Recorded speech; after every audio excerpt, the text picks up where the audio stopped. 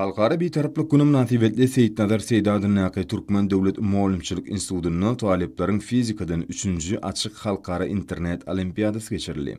Häzirki zaman innowasion tehnologiýalaryndan baş çykarýan zekinli ýaşlary ýüze çykarmak, olaryň ilmi dörejilik işlerini we halkara derejesine geçirilen ders beýatçyklaryna işiň atlaşmaklaryny gazanmak maksat bilen geçirilen fizikadan 3-nji açyk halkara internet olimpiadasyny ýurdumyzyň we daşary ýurtlaryň 78 ýokary okuw mekdebinden 350 goly talip ýaşlar gatnaşdy.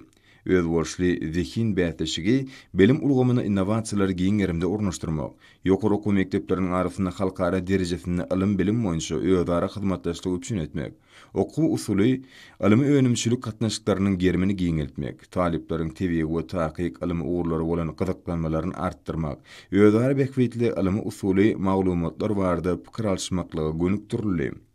Dördülen mümkinçilikler üçin beýatçy gatnaşyjylar gahrman arkadamydy.